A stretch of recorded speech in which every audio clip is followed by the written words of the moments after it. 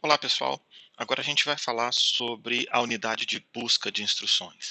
A ideia geral aqui é que nessa sequência de aulas que nós vamos ter a partir dessa semana, nós vamos falar por cada parte do nosso pipeline, esse pipeline super escalar que eu mencionei nos capítulos anteriores, e a gente vai começar a construir um processador parte a parte do pipeline.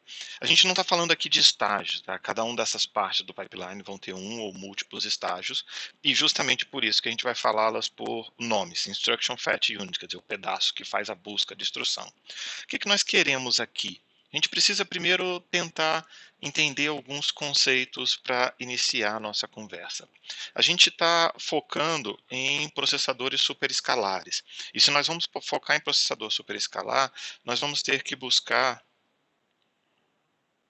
mais do que uma instrução por vez.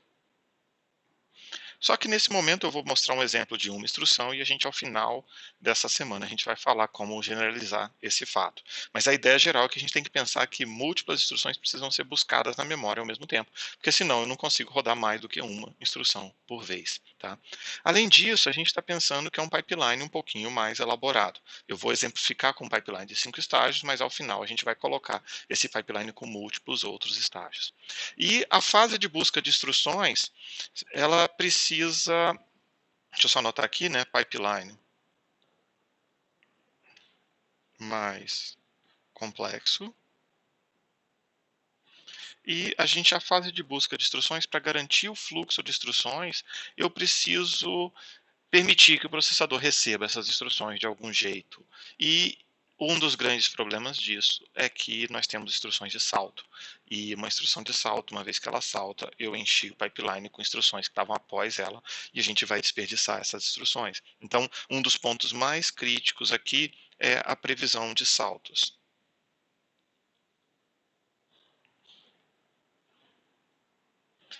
Ou, como a gente fala em inglês, branch prediction.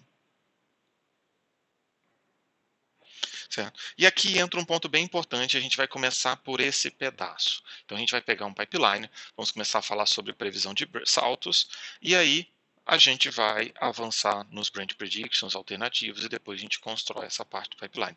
Lembrando que a gente já tem a cache, a gente já falou sobre a cache na semana passada, então agora a gente vai falar sobre previsão de saltos. Bom, a primeira pergunta, talvez é bem óbvia para vocês, mas o que é previsão? O que é uma previsão? O que é prever algo? Bom, a gente sempre fala, né? Prever algo é adivinhar alguma coisa que vai acontecer na frente. Bom, então você pode pensar em previsão do tempo, por exemplo, que é o caso mais comum, e previsão do tempo é alguma coisa, você está querendo olhar o tempo, por exemplo, vai chover daqui uma hora, daqui um dia, daqui uma semana. Então você está prevendo alguma coisa para frente, alguma coisa que vai acontecer na sua frente, daqui 5 horas ou algo assim. Às vezes a previsão erra, às vezes ela acerta, a gente torce para que ela acerte muitas vezes, certo? Essa é a ideia geral, mas ela é uma previsão. E o fato mais importante aqui é que a gente precisa prever o futuro. Não vai fazer menor sentido prever o passado, tudo bem? Então, parece meio óbvio, né? Não estamos interessados em prever o passado. Vou deixar escrito isso aqui do lado. Tá? Então, vamos tentar fazer um teste. Só esse primeiro fato. Vamos ver se vocês entendem bem de previsão. Eu vou começar com aquele pipeline mais simples nosso. Lembra daquele pipeline que a gente viu nos cursos mais básicos de arquitetura? Ele tem 5 estágios.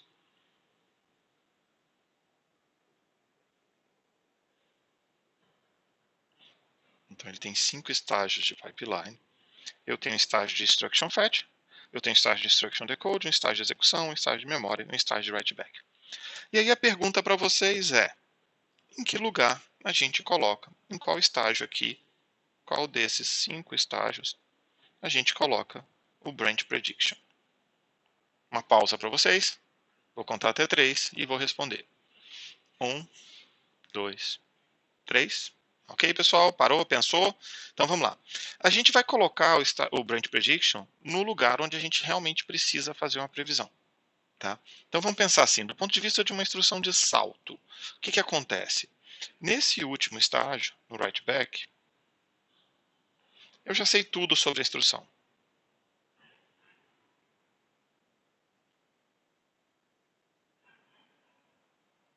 O que significa isso? Eu sei o resultado dela, eu sei onde ela foi guardar esse resultado, eu sei tudo o que aconteceu. Então não faz menor sentido a gente fazer previsão aqui, certo? Eu não vou prever o passado? Eu não vou prever o passado.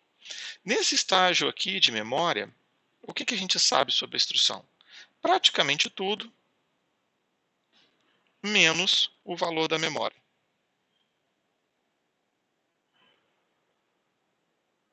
Certo?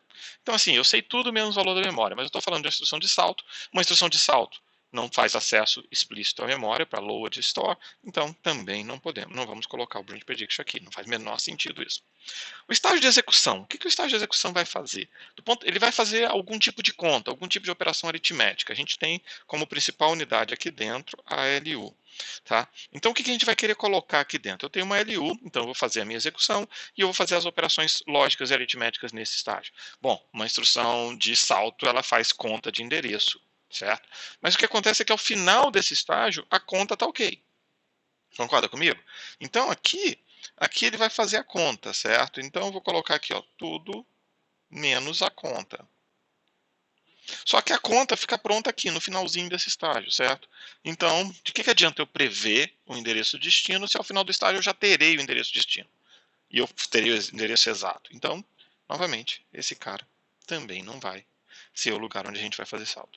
E para quem já viu algumas otimizações, vocês já viram pipelines onde a conta da instrução de salto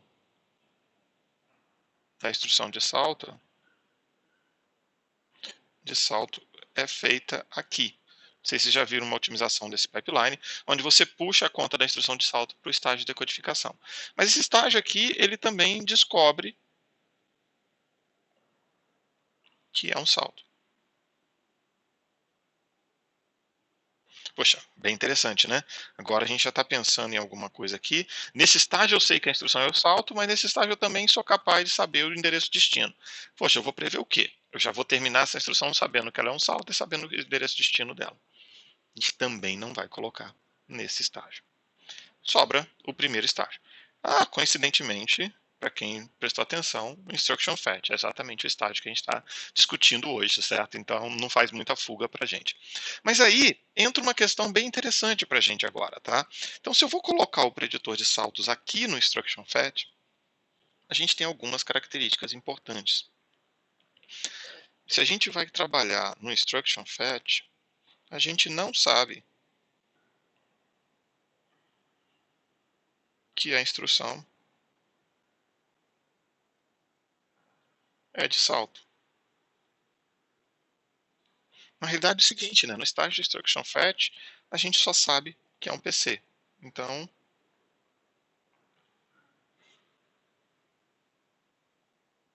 só sei o PC da instrução.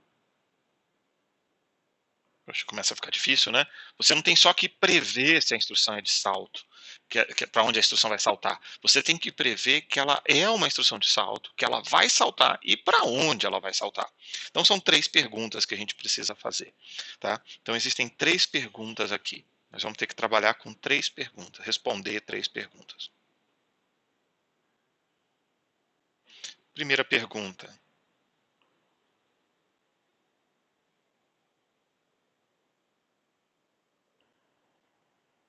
A instrução é de salto?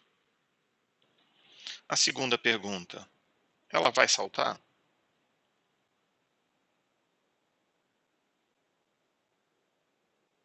E a terceira pergunta.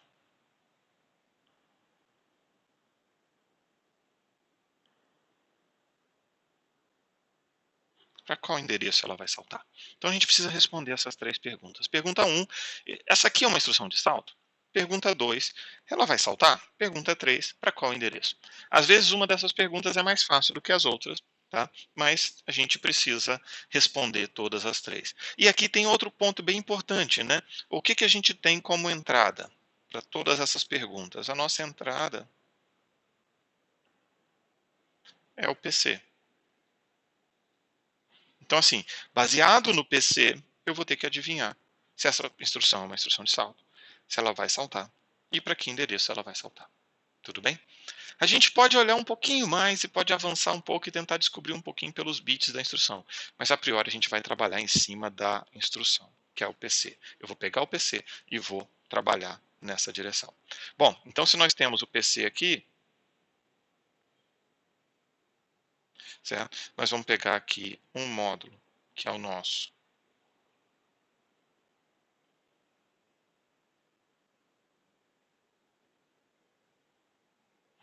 E a gente vai sair aqui um novo.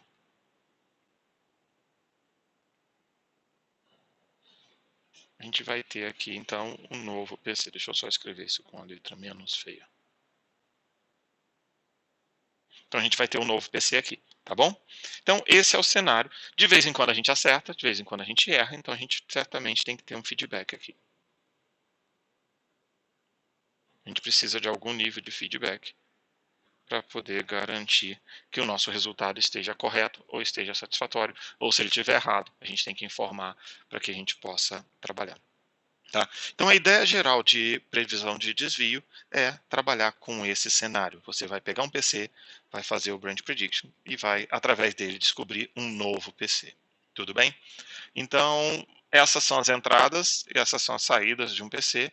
A gente está usando o Branch Prediction para poder acelerar a execução do nosso programa. Lembrando, o nosso grande desafio aqui é permitir ler múltiplas instruções por vez, e de vez em quando o nosso pipeline fica cheio, e eu vou ter uma instrução de branch que vai gastar um bom tempo para decidir, e se a gente demorar muito tempo para decidir o que vai acontecer, na hora que branch salta, a instrução de branch salta, eu tenho um monte de outras instruções no pipeline. Vamos só dar uma olhada nesse problema aqui, então. Imagina um pipeline agora, gente, com um monte de estágio. E vamos supor que a nossa instrução de branch ela é resolvida, quer dizer, eu sei que ela saltou e eu sei o endereço dela, ela vai ser resolvida aqui. Então eu sei o target PC e obviamente eu sei o destino, o que ela salta, né? Eu sei que ela salta e eu sei o endereço destino. Isso significa que um ciclo de clock depois desse, o target PC pode ser enviado para o primeiro estágio, tá? Isso significa que a gente vai ter, ó, 1, 2, 3, 4, 5, 6 instruções atrás dessa que a gente vai desperdiçar, tá bom? Mas lembra que eu falei para vocês que nós estamos pensando num pipeline que roda múltiplas instruções? Então, se a gente pensar que nós temos 4 instruções por estágio, a gente está falando que 6 vezes 4, a gente desperdiçou 24 instruções. Tá? A conta pode ser um pouquinho mais elaborada do que essa, tá? Mas a ideia geral é que a gente pode potencialmente ter desperdiçado 24 instruções. Isso aqui não é incomum. Você pode pensar num pipeline onde a solução do branch está lá no nono, no 10º estágio. Então você pode levar esse número aqui para até 40 instruções. Ou você pode pensar num pipeline que tenta rodar mais do que 4 instruções por vez. Então você vai aumentando para 5, 6, quer dizer, 10 vezes 6, 60 instruções.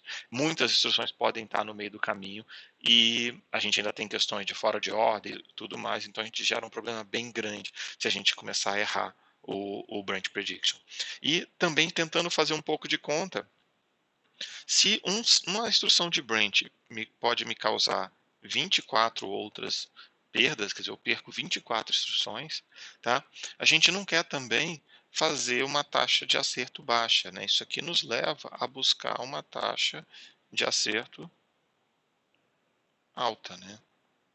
Por quê? Porque senão eu vou ter uma perda de desempenho significativa. Todo aquele meu ganho de fazer um pipeline mais comprido, eu vou começar a perder, porque simplesmente cada estágio a mais, eu estou perdendo múltiplas instruções toda vez que eu erro um branch prediction. Então, se a gente pensar que o nosso branch prediction acerta metade das vezes, é como se a cada branch eu pagasse uma taxa de 12 instruções, quer dizer, metade dos 24. Então, eu pago 12 instruções de penalidade. Será que é isso que a gente quer? A gente poderia pensar, poxa, eu vou tirar um estágio aqui do pipeline, vou diminuir ele um pouquinho, rodar meu processador um pouquinho mais devagar, e de repente agora eu tenho meu custo de 20 instruções, eu perco só 10 a cada branch.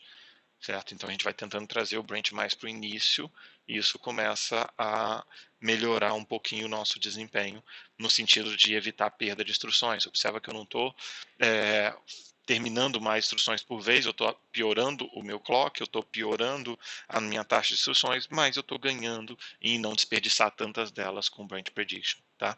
Então esse é um conceito que a gente vai precisar olhar e é bem importante, certo? Então mover o branch prediction para o target, o cálculo definitivo do branch para a direita, mais para o final do pipeline, implica em ter penalidades cada vez maiores. Movê-lo para o início implica em diminuir a penalidade do branch prediction, tá? E, obviamente, quanto mais instruções nós temos aqui por estágio, quanto maior é a largura de um estágio meu do pipeline, maior é a minha penalidade, tá? Então são esses os conceitos que a gente tem aqui. O que, que a gente vai fazer? Esse é o primeiro vídeo introdutório. Eu vou terminar esse vídeo com o diagrama aqui, com esse diagrama do pipeline do estágio de FET em especial, e chamando a atenção de vocês de alguns dos componentes que a gente vai falar justamente nos próximos vídeos, tá? A gente vai ter uma seção no estágio de FET que é buscar definir qual é o endereço da próxima instrução. E para definir o endereço da próxima instrução, nós vamos usar um dos componentes, que é o branch target buffer. Nós vamos usar o next sequential fetch address. Nós vamos usar o branch prediction. E observa que o branch prediction ele nada mais faz nesse caso do que escolher entre um desses dois. E nós vamos também falar sobre o return address stack. Então são esses componentes que a gente vai falar e a gente vai preparar um vídeo exatamente sobre eles. Ok, pessoal? Então, é isso que a gente tem para falar por agora. Muito obrigado.